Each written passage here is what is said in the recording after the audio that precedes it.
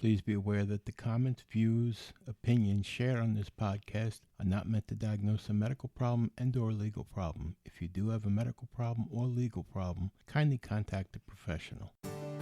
Welcome to An Apple a Day, a podcast, a resource, a community. Share your experiences and learn from others as we overcome barriers and learn to live a happy, healthy life with a disability. Welcome to the community. Here's your host, Jimmy Apple. Welcome to another episode of An Apple a Day. I'm your host, Jimmy Apple. An Apple a Day is brought to you by www.famousapple.com. Famousapple.com is the home site for this podcast. You get a minute, go over there, check us out. I do want to let you know that website is going through some changes again. We're going to have some more articles added to that website, as well as some really good advertisers. We got some good advertisers over there right now. So if you want to save money on medication, go over there, check them out. All these advertisers are legit. They're names that you know. They're stores that you know. So you get a minute, check it out. It's worth your time. That's www.famousapple.com. Now, if you want to get a hold of me, you can email me at jimmy@famousapple.com. And if you want to get a hold of the administrators over at Famous Apple or the administrators for An Apple a Day podcast, you can email them at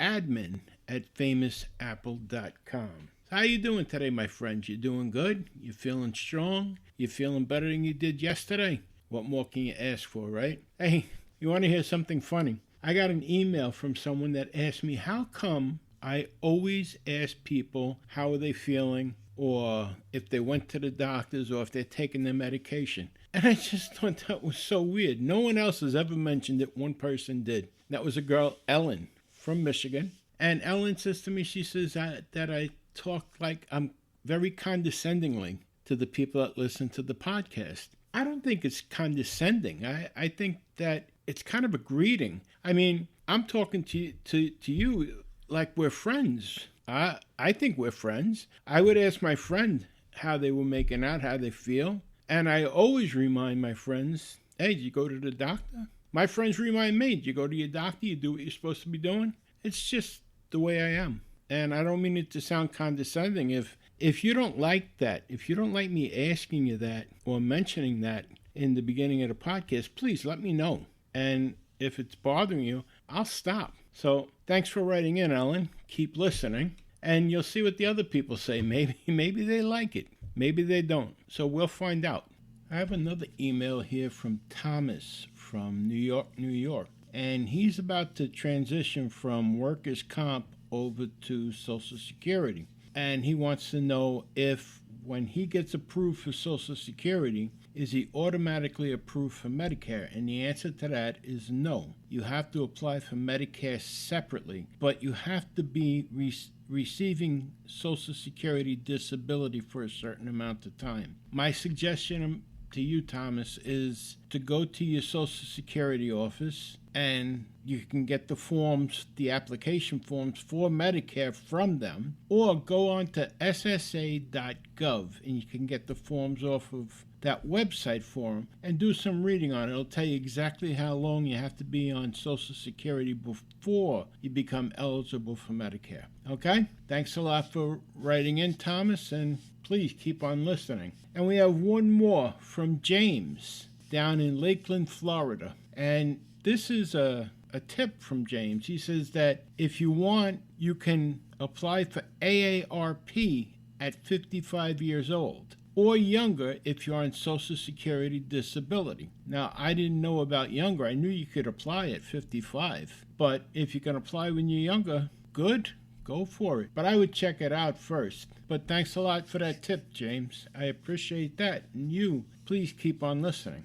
On this note, I'd like to recommend that, don't be afraid to ask businesses if they give discounts for disabled people. That's right, discounts. Then there are a lot of them that do, including parks such as Disney, Amtrak, stuff like that. There are discounts for disabled people. So you might want to look into it, and don't be embarrassed about asking. What's the worst they can say? Sorry, no? but there are discounts out there for disabled people. And further on down the line, we'll be publishing lists of the places that we know that do offer discounts for disabled people. But I know that certain parks you can get half off the price of admission because you're not going to be going, in certain cases, you're not going to be going on rides, right? Like in my case, I'm in a wheelchair. I can go to Disney, but I'm not going to be going on, what is it, that thing, Wild Mountain or whatever it is. So it's always good to ask. And like I said, what's the worst that can happen? They say, sorry, no, we don't give discounts. Okay, no harm, no foul. You're not going to know unless you ask, right? So it's something to keep in mind. Now, before we continue, I want to share with you something that happened this past weekend. My wife and I, we went out with another couple, and we were looking for a place to go, something different. And someone said something about the town of Beacon. And when they said that, I said, yeah, I've heard about that. It's like a small version of the East Village in Manhattan. And it's been on the show House Hunters, and it's a quaint little town. So we said, yeah, we'll go up there. And we drove through first, and they got a bunch of nice little hipster-type stores and nice little restaurants and stuff like that. So we figured, yeah, we go find a parking space, which is hard to do in Beacon, trust me. But we found a parking space, and we're going up the main street there in Beacon. And you know what I found? Out of 100% of the buildings, 100% of the businesses there, I'd say 97 to 98% were not handicap accessible. I couldn't believe that.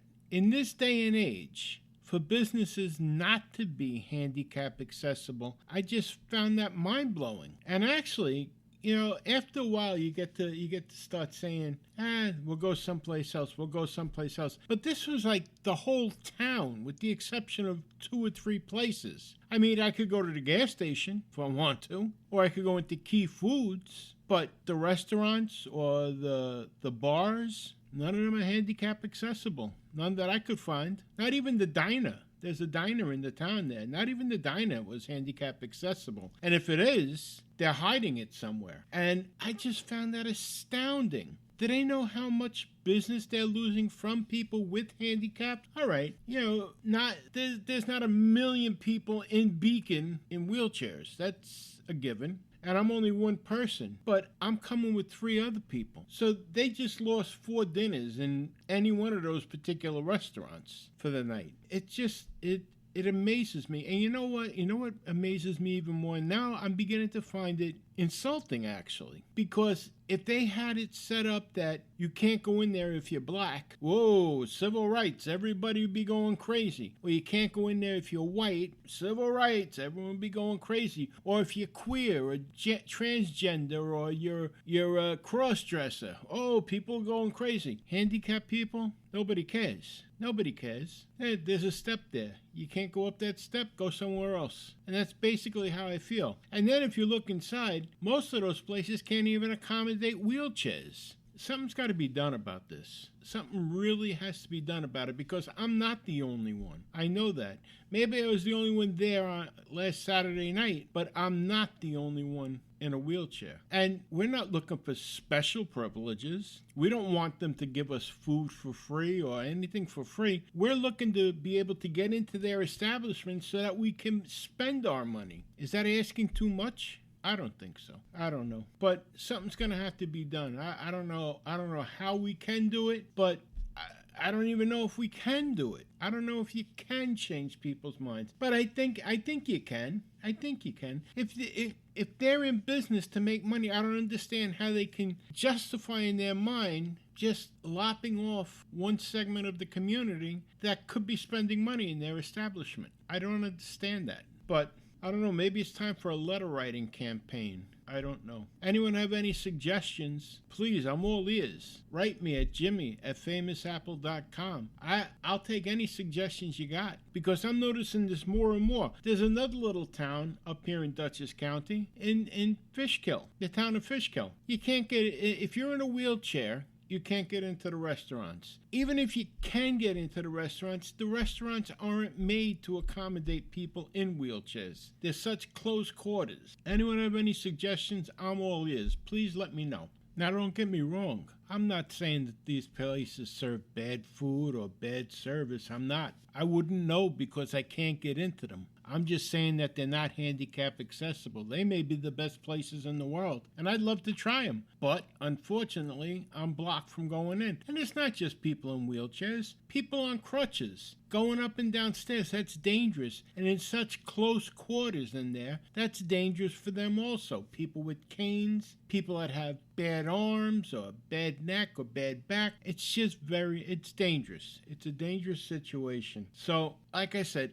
I'm not knocking the place for their product. I'm knocking the place because they're not handicap accessible. Now here's another one. This goes back before I had my amputations. When I used to come up here to visit, there was this place on 82, Daddy-O's. And I tell you what, the place has phenomenal food. The place is great. It's phenomenal. And we made it a point every time we were up in this area visiting, we'd stop there for lunch or dinner. Sometimes both. And when we moved up this way, my nephew was having a graduation, so we decided we were going to have a party for him there. By that time, though, I had already had the amputation, and I was in the wheelchair. And I called him and I said, are you wheelchair accessible? Oh, yes.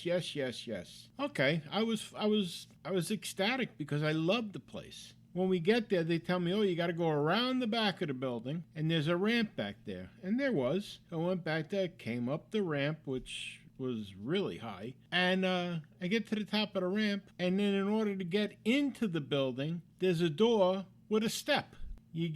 Now, being that I had reservations and we placed the orders and all this other stuff, I had my wife help me. I got out of the chair, I hopped up the step. Now I had to get through the bar, which is about as wide as my wheelchair. The aisle is about as wide as my wheelchair. And you know, when you go to a bar, people are standing around. People are trying to climb out of the way, and they're climbing on each other because I'm coming through. It's embarrassing. It's embarrassing. And to get out was just as bad because after dinner, the bar crowd was there. So now trying to get out of the place, I mean, the food was great. The service was excellent. It was just, when it comes to being handicap accessible, it's not really. I mean, I can get up onto the deck. It just so happens that the weather was rotten that night. It was raining and cold, so we couldn't have the party out on the deck, but it was an inconvenience not only for me, but for their other patrons. And it's an embarrassment to me because now I'm making people get up and get out of the way, and they're jumping on other people and squishing and squashing together so I can get in. It's embarrassing. So because of that, I've never been back there. And I miss the place, to be honest with you, but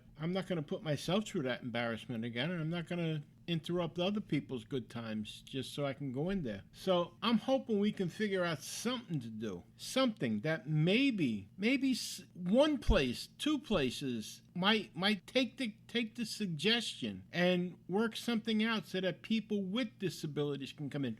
I don't understand. Do they think people with disabilities don't have money? Of course we have money. You know, are we freaks? No, we're not freaks. Do they not want us in their establishments? I'd love to hear from somebody that owns an establishment. Is that the case? You don't want people in your establishments in wheelchairs or on crutches or with canes? Is that what you don't want? You don't want us in there? Let us know. Let us know. All right, and then listen, if you know a place around you in your area that's like this, let me know, and we'll share it on the podcast too, so other people know. You know, and not to make a hard time for the business, but to save someone else the embarrassment of going to this place only to be told, no, you can't come in, or yeah, you can come in, but we have to move other people around for you. It's embarrassing. And if you've never had it happen to you like that, trust me, it is. All right, let's move on here.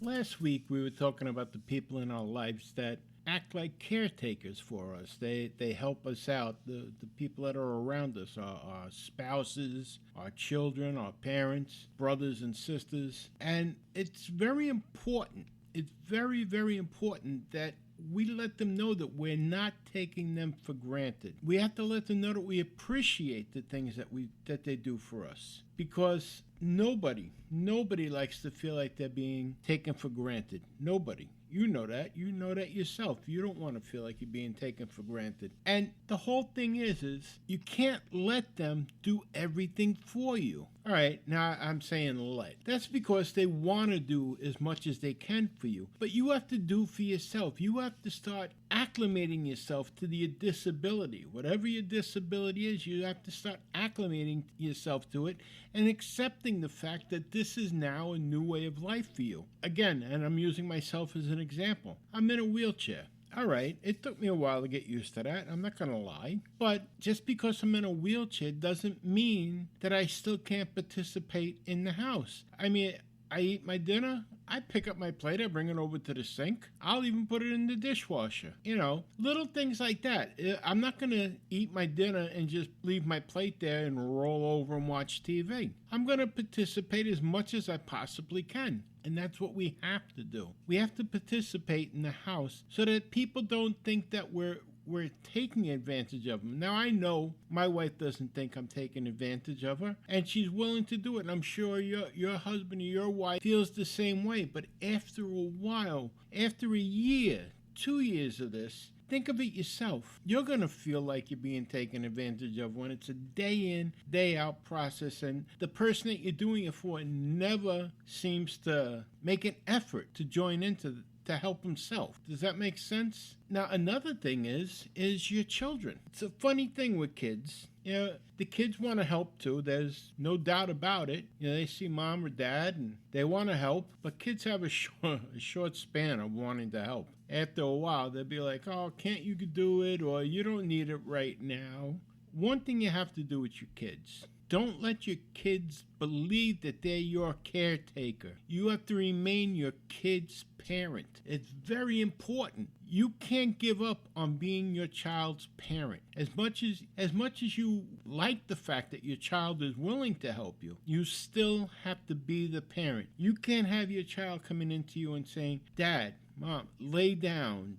It's nice that they're suggesting that, but you can't have them ordering you to do that. Do you know what I'm saying? Don't let the roles change. Don't let them become the adult and you become the perpetual patient for them. Because what'll happen is they'll begin to hold a grudge because they'll feel that they've lost their childhood somewhere along the line, and going on, they had to take care of their parent, you know, so they couldn't do things other kids could do. You want to keep your child being a child. You want to keep your teenager being a teenager as long as you can. It's only fair to them. Now, I know this is sounding, I don't know, kind of screwed up maybe, and that you're somehow not grateful for their help. No, you are grateful for their help, but you have to think as their parent. You always remember, you're their parent, and you have to look out for what's best for them. Being disabled, becoming disabled, doesn't relieve you of your parental duties or your spousal duties or your family duties. Just because you're disabled,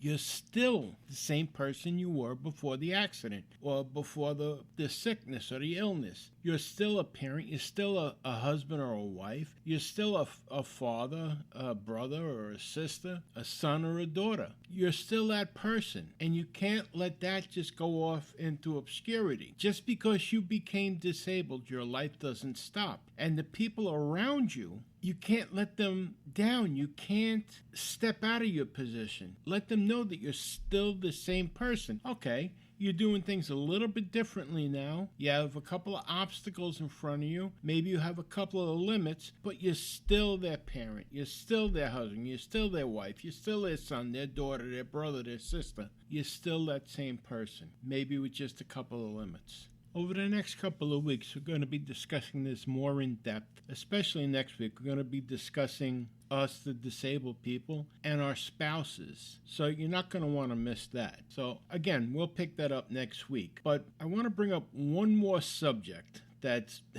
very important, very near and dear. So let's move on here for a moment.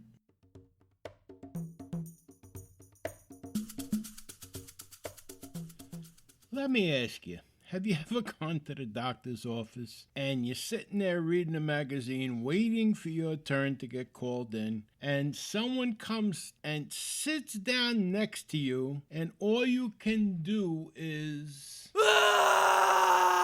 because smell like somebody vomited at the pigsty. I've had that happen to me in the doctor's office. These people, they come in and they're filthy. They're filthy. Their hands are dirty, their hair is greasy, their beard is mangled up. They look like homeless people, but yet they're not homeless. They're just disabled, but they're filthy. And they'll be in a wheelchair and they'll roll up and sit down right next to you and they'll stink to high heaven. Oh my God, it's horrible. I've seen this happen so many times with disabled people. It's like they give up. It seems like they give up. I know I went through something similar, not the no bathing thing, because that's something I can't stomach myself. I can't stomach the smell of body odor. Oh, I can't stomach that. But all of a sudden I was disabled, so I decided, you know what? Who do I have to impress now? I don't have to go to work anymore. I let my hair grow and I let my beard grow. And from just sitting around, of course, I put on some weight. And before I knew it, I looked like an ugly version of Meatloaf, the singer, in his early years with a beard. The only thing I was missing was a sweaty tuxedo shirt with the long hair in it. It's disgusting. There's no reason for it. There's no reason for it. And it took me a while. And, you know, part of the problem was that the people around me, they didn't want to say anything to me at first. They were like, you know, making little nice suggestions like, maybe you should trim the hair a little bit. You know, just a little bit. And I'm like, no, I'm going to leave it grow. I'm going to leave it grow. And I want it to grow. And I want my beard to grow. I want to look like I'm in ZZ Top or something like that. And after a while, I looked at myself in the mirror and I was like, oh my God, you're disgusting. It just looked horrible. Absolutely horrible. But it just seems like everybody that becomes disabled goes through this phase. Girls, the women that I've seen, they don't take care of their hair anymore. They don't take care of their clothes anymore. It's just whatever they throw on. And, you know, they use the excuse, I don't feel up to it. It's not that. It's not that. You have to make an effort to keep yourself normal. People go out and they're sleeping. They're going out in the clothes that they were sleeping in. That's disgusting. Look, you're still a human being. You still have to take care of yourself no matter what. All right, you got a disability. You got hurt. You got, I don't know, a cut, or you got something. You lost something, whatever. But keep yourself clean. Take some pride in yourself. Take some pride in what's left, okay? If anything. Don't make yourself be the one that people avoid or people get up and walk away from. Have some pride. Dig deep down inside. I know sometimes it may be difficult to shower. Then wash up. Wash up. Use some antiperspirant. Use some aftershave. But, you know, let me tell you guys, the long hair and the beard, not a good look. And usually what happens is someone becomes disabled, and I'm saying this from experience. You become disabled, you're growing this long hair because maybe you had a job where you couldn't, so now you're doing it, and you're putting on some weight, and now you're growing a scraggly beard. There is nothing more ugly than a fat guy with long hair and a beard. I'm going to tell you that honestly. And then you see these people that all of a sudden they're hipsters. They're fat, they're disabled, they got a beard, and they're putting their hair in a ponytail. Guys, have some pride. Women, have some pride. Wash. Put on clean clothes. It'll make you feel better. Believe me when I tell you that. It'll make you feel better. It'll make the people around you feel better. Trust me. And family and friends, do me a favor. If your loved one decides to start growing hair and put it in ponytails, or God forbid a man bun, or the women in your life are just not combing their hair anymore and letting it go wild, going with the natural look, not shaving legs or underarm, blah. Hey, listen, don't tell them, look, maybe you might want to trim it. Tell them to trim the goddamn beard, trim the hair, wash up, shave, get a life. Take some pride in yourself, please, for the rest of us. All right, well, thank you very much for stopping by today. I really appreciate it. I hope you'll stop by next week because, like I said, we're going to go more in depth about caretakers. And please tell people that are who aren't disabled. Tell the people around you to listen to this because it's going to be interesting to them too. And I want to remind you of something. Things can always be worse. No matter what, somewhere, someone right now is wishing they were in your position. So things can always be worse, my friends. And there's one other thing. I got this off of Facebook. I just want to share this with you. Never stop dancing till the music ends. Never stop living till life ends. Okay? Hey, listen. Have a great weekend. I'll talk to you next week. We may have a couple of different podcasts next week. And I'll see you then. Thanks again for stopping by. You've been listening to An Apple a Day. My name is Jimmy Apple. Thanks for listening to An Apple a Day with Jimmy Apple, your gateway to a happy, healthy life. Join our community at www.famousapple.com. See you next time.